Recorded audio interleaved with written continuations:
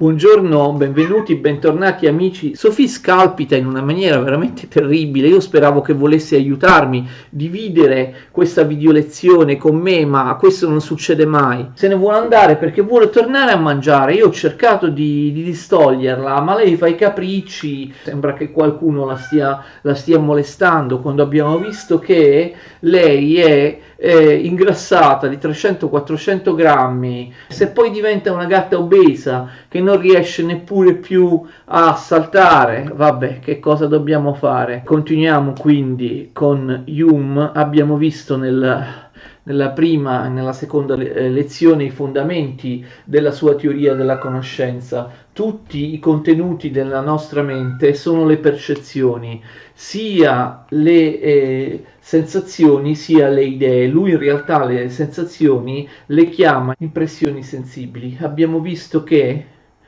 l'impressione è alla base di tutto il nostro contenuto noetico, di tutto ciò quel che c'è nella mente. L'impressione è percezione diretta, attuale, immediata di un oggetto esterno.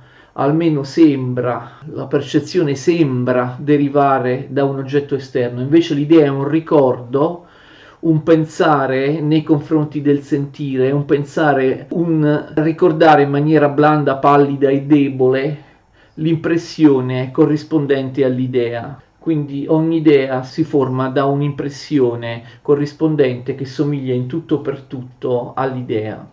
Una cosa però mi è sfuggita e la dico immediatamente.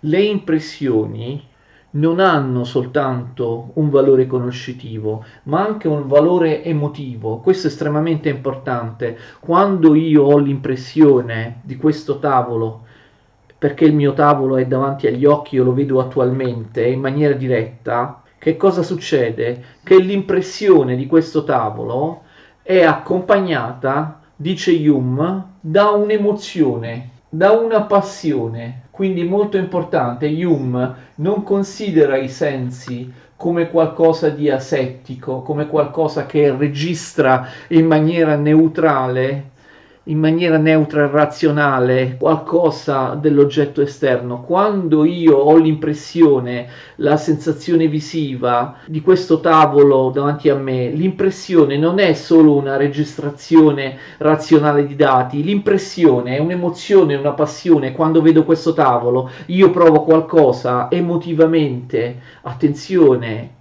tutto ciò che ricevo dagli organi di senso è un insieme di emozioni e di passioni. I dati sensibili vengono interpretati, secondo Hume, in maniera emotiva, come un insieme di emozioni, di passioni, di sentimenti. Già dall'inizio della sua costruzione, della sua impalcatura, della sua classificazione gnoseologica, della sua classificazione dei contenuti conoscitivi, Hume mette il sentimento in prima linea, al di sopra della ragione. Quando io ho un'impressione sensibile che poi verrà trasformata nel ricordo illanguidito di quella passione, l'impressione del tavolo è quando il tavolo è di fronte a me, poi ho il ricordo del tavolo quando non lo vedo più. Tutte queste cose sono cose che hanno un contenuto emotivo. Io provo delle emozioni, delle passioni quando colgo qualcosa con i cinque sensi. Questo ovviamente è estremamente importante ed è già un avvertimento di quello che poi si esplicherà meglio, ovvero l'idea che la prevalenza appartiene al sentimento sopra la ragione. Questa è proprio una cosa importante, la cifra della filosofia di David Hume. Allora, per capire meglio il rapporto tra impressioni e idee e i problemi che possono essere risolti, dobbiamo fare riferimento al nominalismo inglese. Ricordate, sin dal Medioevo, Guglielmo di Ockham l'abbiamo studiato, il nominalismo. Ogni idea dipende da un'impressione corrispondente, quindi ogni idea è vera, cioè ogni idea dice qualcosa che realmente esiste, apparentemente sì. Attenzione, non ci sarebbe alcuna idea se non ci fosse stata l'impressione corrispondente che poi si è trasformata in idea.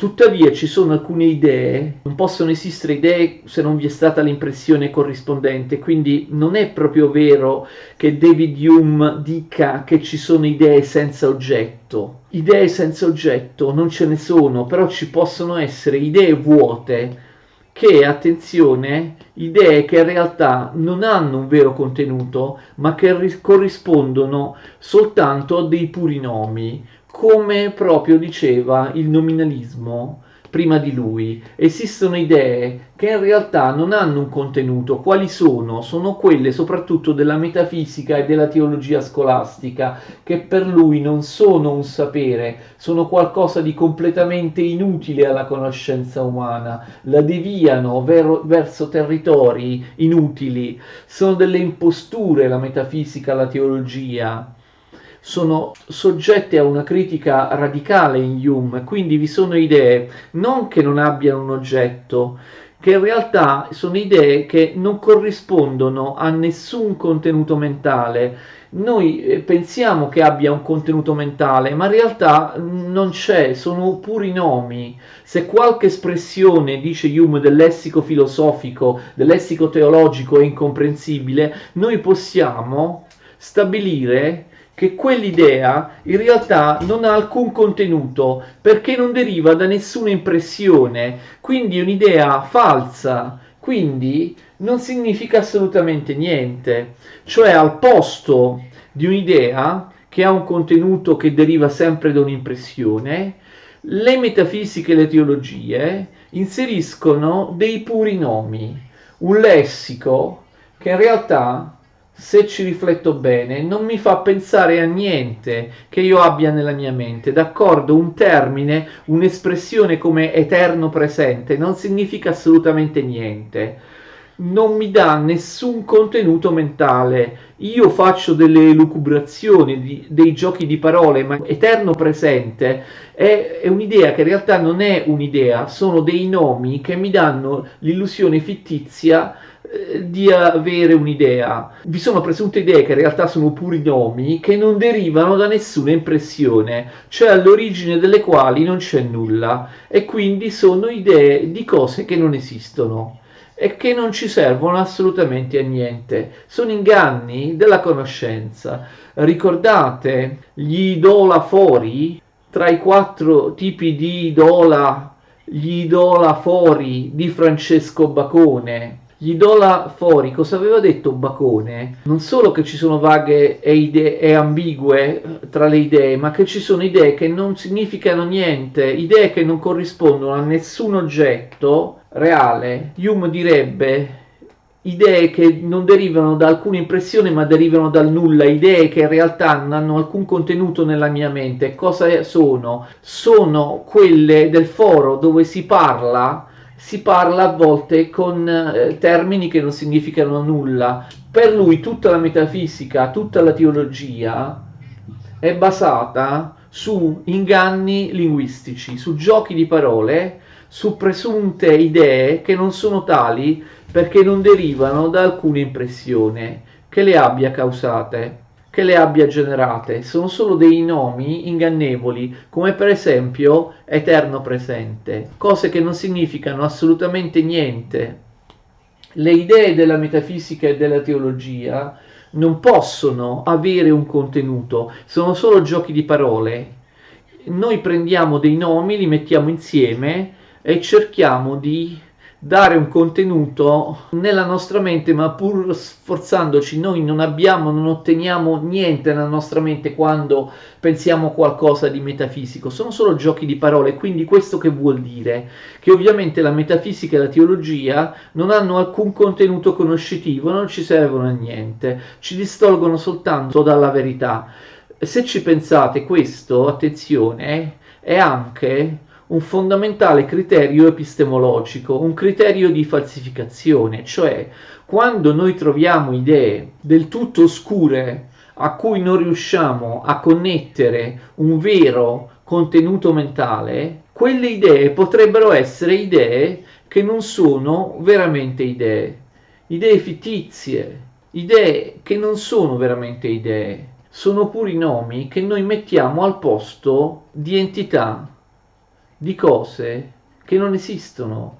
Le idee della metafisica e della teologia non possono esistere perché sono idee che proprio in base a quello che dicono gli stessi teologi e metafisici non derivano dall'esperienza.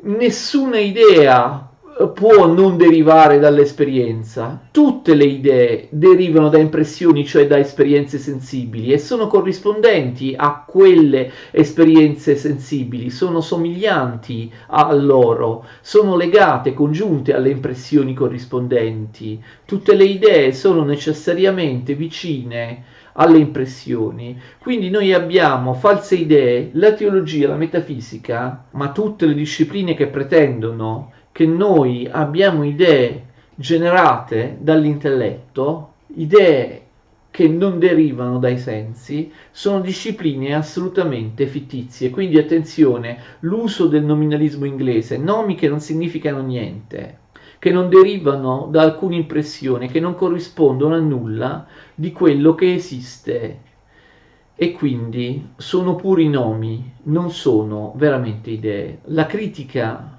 della metafisica e della teologia, della metafisica scolastica, porta David Hume addirittura, lui che era un personaggio tollerante, un bonaccione, uno che non litigava mai con nessuno, uno che aveva profonda comprensione della natura umana, anche di chi aveva idee molto diverse da lui, porta un personaggio tollerante, un pezzo di pane come David Hume, a formulare una metafora famosa che invece è piuttosto intollerante e violenta. Una sua metafora famosa, lui dice: se siamo in una biblioteca ci possono essere libri completamente inutili che non vale la pena leggere? Sì, sono tutti libri di metafisica e di teologia, bruciamoli, distruggiamoli, non servono a niente, gettiamoli nel fuoco. Questo ovviamente è soltanto una metafora, però se ci pensate è un pensiero piuttosto intollerante da parte del tollerante Hume, perché bisogna bruciare i libri che scrivono teorie che non condividiamo,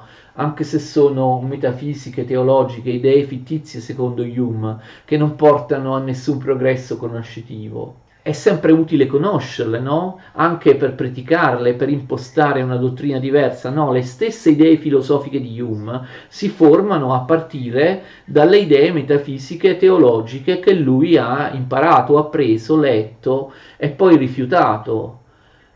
E invece questa cosa intollerante dice: prendiamo, bruciamo, buttiamo via, distruggiamo dalle biblioteche i libri di metafisica e di teologia. La relazione tra impressione e idee, il fatto che le idee si formino sempre a partire dalle impressioni, implica l'esistenza di un criterio di verificabilità o falsificabilità. Quando un'idea non è basata su niente, noi non troviamo nessuna impressione corrispondente che ha causato quell'idea, vuol dire che quell'idea non è veramente un'idea.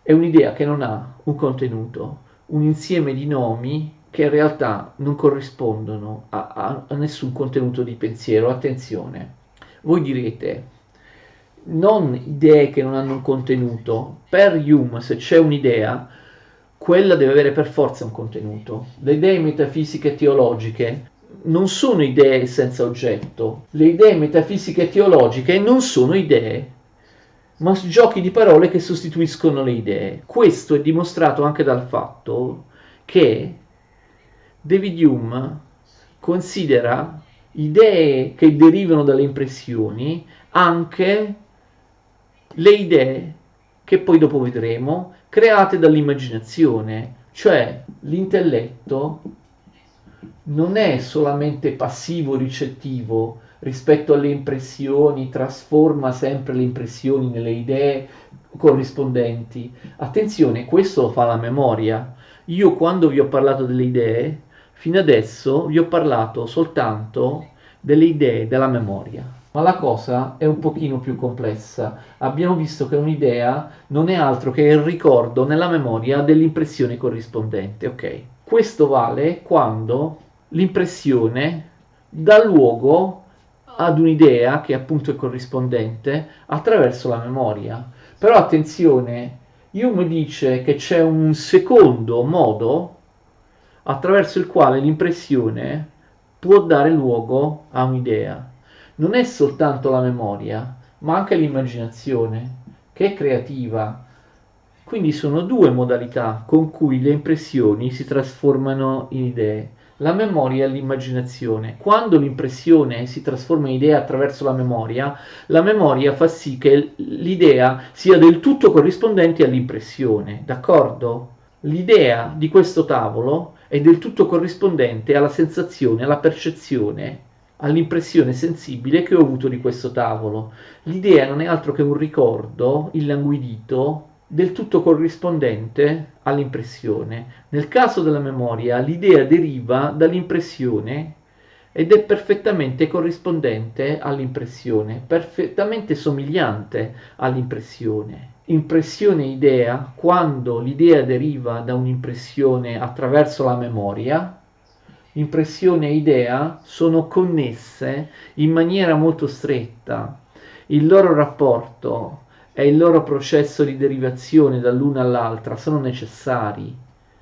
L'idea, quando è trasformata in idea dall'impressione attraverso la memoria, l'idea è qualcosa di molto vicino all'impressione, però l'impressione può trasformarsi in idea anche in un secondo modo, cioè attraverso l'immaginazione. L'immaginazione non fa soltanto replicare il processo che ha dato vita all'impressione. L'immaginazione è qualcosa di creativo, cioè l'intelletto, pur non potendo generare il materiale della conoscenza, l'intelletto, il pensiero non genera impressioni, soltanto i sensi lo fanno, però l'intelletto, attenzione, attraverso l'immaginazione ha il potere di trasformare le impressioni o le idee. Addirittura Hume dice che può aumentarle o diminuirle, ma l'immaginazione può anche operare in modo tale, attenzione, da trasformare le idee o le impressioni, oppure metterle insieme, mischiarle, mescolarle. Cioè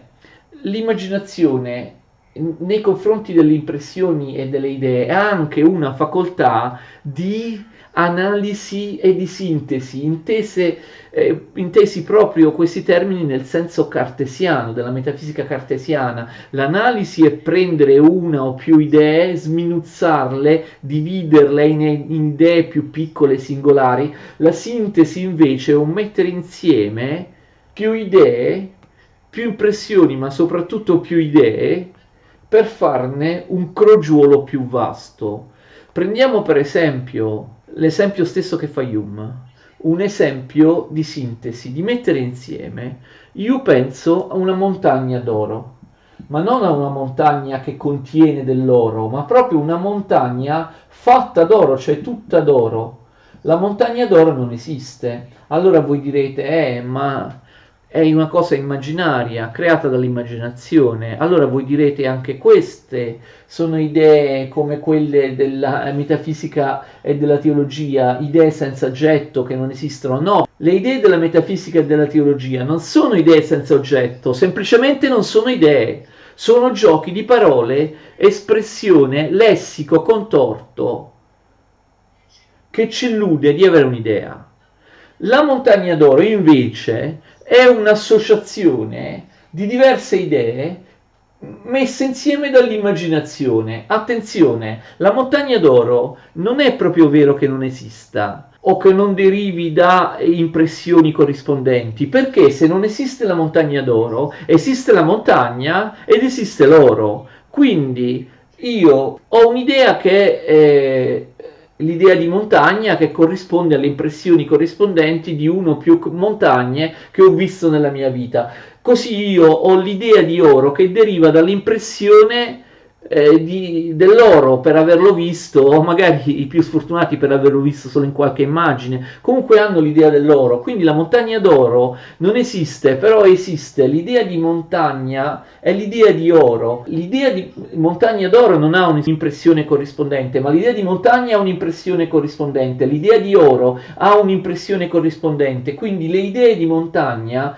e di oro sono due idee che non hanno alcun problema. L'immaginazione mette insieme impressioni, ma soltanto idee, per qualcosa che non esiste, almeno apparentemente, però se noi scindiamo queste idee o le rimettiamo insieme e dopo aver fatto l'analisi, noi troviamo due idee che non hanno alcun problema, idee reali, idee della montagna e idea di oro. Quindi le idee spesso sono trasformate, aumentate, diminuite, mescolate, messe insieme, però all'interno di queste trasformazioni fatte dall'immaginazione noi possiamo sempre risalire a delle idee che corrispondono a delle impressioni che esistono singolarmente e che io ho esperito con la mia esperienza, appunto, facendo l'oggetto di impressione attraverso dei miei sensi. Anche per esempio un cavallo alato, non esiste il cavallo alato, ma esiste il cavallo ed esistono le ali.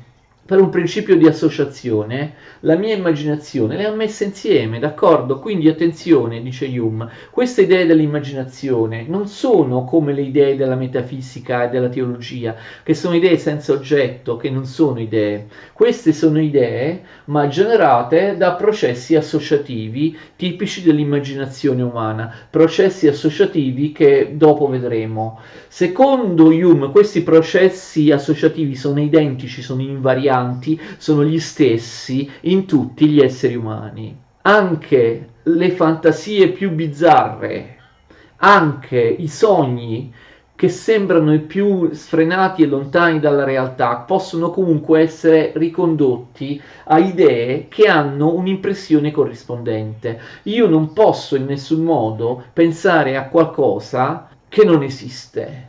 Quando io penso a un'idea, se nell'idea c'è un contenuto, deriva per forza da un'impressione, però può derivare anche da più impressioni messe insieme, da un'idea trasformata, aumentata, diminuita. Non esiste il cane gigante, è una creazione del libero gioco che l'immaginazione pratica arbitrariamente, anche se lo fa, vedremo, con delle regole identiche. Non esiste un cane alto 20 metri, però esiste un cane, esistono cani che sono più piccoli. Io se ho l'idea di un cane alto 20 metri, dipende dal fatto che quell'idea è stata aumentata dall'immaginazione. Fate attenzione, è importantissima la facoltà dell'immaginazione che crea delle idee aumentate, diminuite, distorte, oppure crea degli insiemi, dei mescolamenti di idee che sono frutto appunto di una trasformazione per via della facoltà dell'immaginazione. L'immaginazione quindi trasformando o mettendo insieme diverse impressioni ma soprattutto diverse idee, l'immaginazione crea delle idee che sono distanti dalla realtà, a differenza della memoria che crea delle idee che immediatamente sono riconoscibili, riproducibili, riconducibili alle impressioni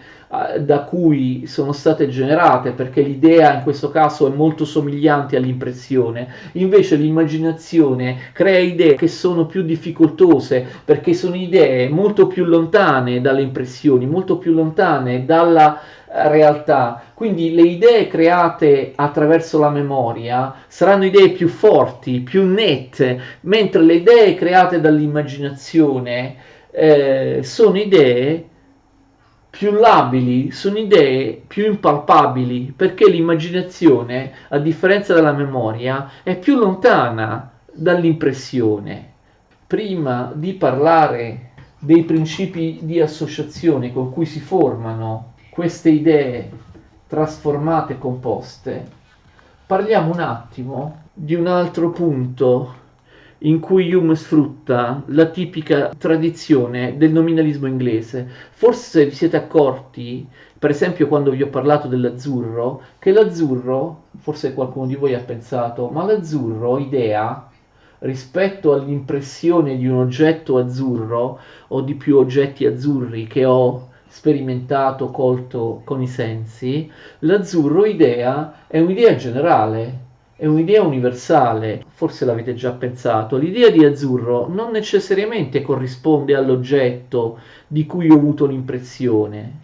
è un'idea generale. L'idea generale di azzurro è un'idea universale, l'idea dell'azzurro in sé, l'idea dell'azzurrità. Hume non è d'accordo con questo. Se voi conoscete Occam, Guglielmo di Occam, questa famosa teoria di Hume deriva da Occam, sarà perfezionata per esempio da Hobbes. Voi se conoscete queste cose sapete già perché Hume non è d'accordo.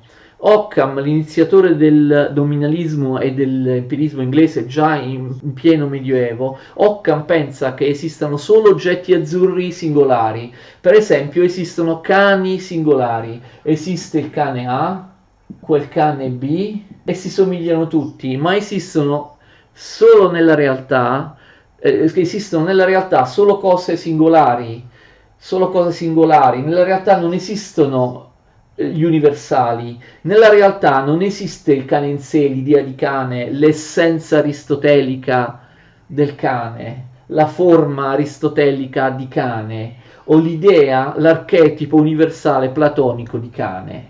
Non esistono nella realtà gli universali, non esiste il cane in sé, ma solo cani particolari. Allo stesso modo nella mente non può esistere un'idea di azzurro come l'azzurro in sé, o l'idea di cane in sé, l'idea di cane come specie, l'idea di cane universale. Perché attenzione, ricordate, tutto ciò che abbiamo nella mente, secondo Hume, deriva da oggetti che esistono nella realtà. Quindi se nella realtà non esistono oggetti universali, non ci potranno essere neanche le corrispondenti idee universali nella nostra mente. Allora cosa succede? Facciamo l'esempio del cane, che forse è più facile dell'esempio dell'azzurro. Quando io pronuncio la parola cane, dice Hume, come diceva Occam, mi sto riferendo, anche se non mi sembra, a uno dei cani particolari che io ho visto.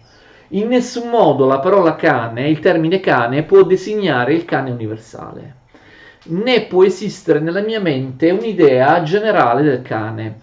L'idea del cane come specie, l'archetipo, il modello di cane, a cui tutti i cani empirici, singolari, particolari, sensibili, somigliano. Non può esistere questo tipo di idea universale, un'idea che sussume tutti i cani empirici. Non è così secondo Hume. Quando io penso a un cane, penso sempre a un cane che io ho visto, cioè a un cane specifico. Non esistono assolutamente idee universali. Io penso a un cane che ho visto. Per brevità, questo cane che ho visto lo riferisco anche a tutti i cani empirici che gli somigliano. Quando io penso al cane, quando ho l'idea di cane, non posso che pensare a un cane singolo, un cane particolare che io ho visto con i sensi, di cui ho avuto l'impressione, perché un'idea non esiste se non c'è un'impressione corrispondente. L'impressione è sempre solo l'impressione di qualcosa di individuale. Vedo un cane A, poi vedo un cane B, sono tante impressioni diverse e quindi le idee corrispondenti fanno riferimento a ciascuno dei diversi cani. Posso anche pensare a un cane, ricordate l'immaginazione associativa che mette insieme diverse impressioni. Posso anche pensare a un cane che sia un misto di tanti cani diversi che ho visto, che ha la testa di uno, il pelo di un altro, l'altezza di un altro, la coda di un altro. Metto insieme qualità sensibili che ho visto in differenti cani quando penso al cane, ma sono sempre, o è sempre un solo cane, oppure sono sempre con l'immaginazione associativa, idee di cani diversi scomposte che si mettono provvisoriamente insieme, o tante parti di tanti cani. L'immaginazione, quando mette insieme idee come la montagna d'oro, il cavallo alato o il cane in sé, mette insieme idee che stanno insieme soltanto provvisoriamente. Abbiamo visto, possiamo distinguere nella montagna d'oro l'idea di montagna e l'idea di oro, che stanno insieme provvisoriamente, ma sono unità indipendenti e autonome l'una dall'altra. Non esistono le idee universali. Nella scienza esistono solo osservazioni particolari che fanno riferimento a fenomeni particolari, a casi singoli, individuali, che in nessun modo, vedremo, in nessun modo possono essere messi insieme, neanche in una teoria scientifica. generale, lo vedremo in seguito. Quindi io che cosa faccio? Vedo degli enti che hanno qualcosa di simile, che si assomigliano tra di loro. E io che faccio? Faccio riferimento a un cane specifico. Il mio ricordo fa riferimento all'impressione di un cane specifico, però designa in maniera puramente nominalistica linguistica anche tutti gli altri cani che ci somigliano e anche magari cani che non ho mai visto e che rientrano nella parola cane, perché anche il cane 4, 5 non li avevo mai visti, somigliano ai cani 1 e 2, 3 che avevo già visto. Quindi io trovo un oggetto, ho l'impressione, un'idea di quell'oggetto, trovo un altro oggetto, un'impressione, un'idea di quell'oggetto, vedo che le due impressioni e le idee corrispondenti fanno riferimento a oggetti, per esempio ai cani, che somigliano tra loro, quindi io prendo, nominalismo, un nome a casaccio del tutto convenzionale che non corrisponde ontologicamente alla cosa, ma è solo un segno mentale convenzionale della cosa. Decido di chiamare cane il cane che ho visto, ma anche tutti gli altri cani che ci somigliano. Potevo chiamarli giraffa, sarebbe stata la stessa cosa, è un nome puramente convenzionale, nella tradizione del nominalismo inglese, quindi attenzione, l'impressione è sempre qualcosa di singolare, anche l'idea designerà sempre solo un fenomeno singolare. Quando io penso al cane, penso a un cane particolare, è una cosa puramente linguistica, un gioco linguistico che prende un fonema qualsiasi. Cane, se avessi preso giraffa o se avessi preso il termine cane per indicare le giraffe, avrebbe funzionato benissimo per designare un cane che ho visto oppure un insieme di più cani che ho visto che metto insieme in un unico cane, mescolando diverse impressioni e diverse idee, e tutti gli altri cani che ci somigliano. Però quando io penso al cane non penso mai alla specie del cane, che non esiste. Non esiste né nella mia mente né nella realtà la specie di cane. Non può esistere un cane universale, un cane generale, e non possiamo avere un'idea generale che metta insieme impressioni particolari. Quando dico cane, penso a un cane particolare che ho visto, però posso estendere questo nome anche a tutti gli altri cani che ci somigliano e anche, attenzione, a cani che non ho mai visto e che sono magari di razze che non sapevo che esistessero, hanno caratteristiche morfologiche che non avevo idea che esistessero nei cani, però in futuro attribuirò la parola cane anche a questi ultimi. Però attenzione, io penso sempre e solo ad un'idea particolare. Questo è molto importante perché definisce, lo vedremo in seguito, quella che Hume chiama scienza sperimentale. La scienza sperimentale per Hume non può mettere in relazione di causa-effetto eventi individuali, conosce solamente ogni singolo fenomeno individuale separatamente l'uno dall'altro, non li può mettere insieme in una teoria generale, una teoria di causa-effetto. Per lui scienza sperimentale non è costruzione di teorie da casi osservativi, quindi lui si distacca da questo punto di vista da Galileo, da Cartesio, da Newton. Per lui scienza sperimentale è la conoscenza di singoli fenomeni particolari, individuali, che in nessun modo possono essere messi insieme e generalizzati, né in relazione di causa-effetti, né in nessun altro modo, per costruire una teoria o una generalizzazione. Lo vedremo meglio questo in una prossima video lezione. Questa critica della generalizzazione scientifica, la critica dell'idea di relazione tra causa ed effetto. Per ora limitiamoci a dire questo. Quindi un'impressione si trasforma in un'idea grazie alla memoria, ma un'impressione si trasforma in un'idea grazie anche all'immaginazione, l'immaginazione associativa. Come fa un'impressione a trasformarsi in un'idea o a mettere insieme differenti impressioni e idee? Attraverso l'immaginazione associativa, lo vedremo la prossima volta. Arrivederci a tutti e alla prossima.